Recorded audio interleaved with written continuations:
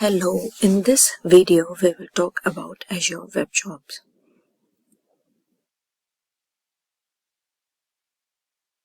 So we will cover what is a web job, and before web jobs what we were using, types of web jobs, supported file types, scenarios of when to use web jobs, issues with web jobs, and resources I've referred to explain about web jobs.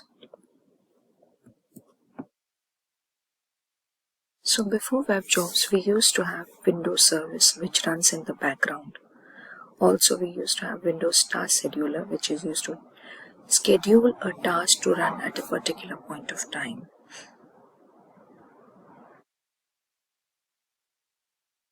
The disadvantage of Windows service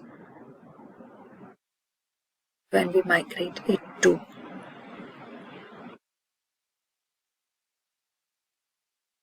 Hello everyone, in this video we will talk about Azure Web Jobs.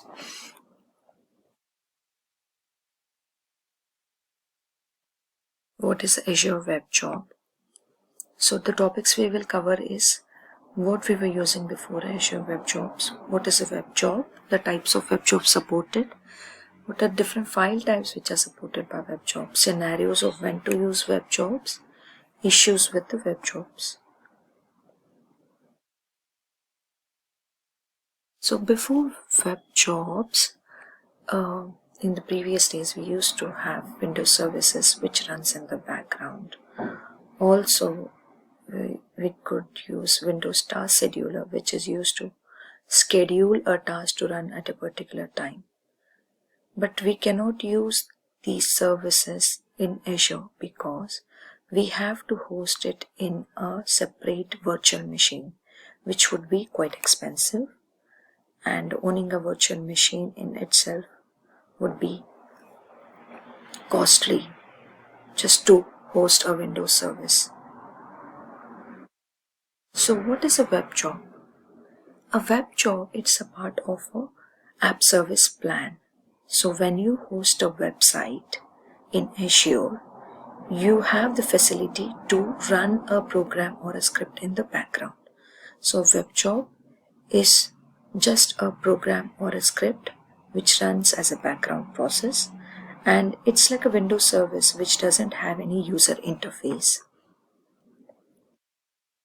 For a real-time example, suppose you are a business owner who have multiple restaurants in multiple locations, and whenever an order comes in a restaurant, you want to process a script. That means you want to receive a message that so and so order has been placed at this location and at this time. So this script to send you a message every time an order is being placed should run in the background. So it doesn't have a UI. The cashier doesn't know that something is running in the background, or the person who has placed the order doesn't know that there is a script which is running in the background. There are two types of web jobs. One is continuous and another is triggered. In our previous example, in case of continuous web jobs, as soon as an order is placed, we want to immediately send a message to the owner about the order details, that who has placed the order and what has been placed as an order.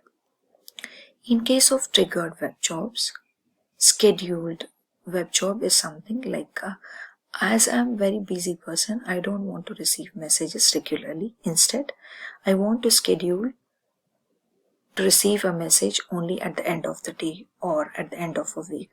So that is a scheduled web job. In case of manual web job, I don't want to receive messages regularly. Instead, only when I want to see when what orders have been placed, I want to manually click a button or something like that to receive a message about the orders. So that is a manual trigger. So as I explained in the previous screen, continuous jobs runs continuously in the background until someone stops it. It runs in a loop like a for loop or a while loop. Triggered jobs run only when someone triggers it, like when some event happens. Scheduled jobs define the schedule on which we need to run the web job. So we are going to schedule the jobs using cron expressions, which we will see in our later demos. Manual is when we trigger web job to run manually by calling some webhooks. This we'll see in the demo. Supported web job types. So these, as I said, the web job can be run as a script. So there are different ways in which we can write the script. We can write a command line application and generate an exe file.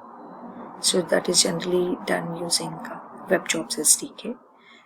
We can also write a batch file or a command line file using Windows command. You can also write a bash script, or you can write the script using PHP, Python, or Node.js.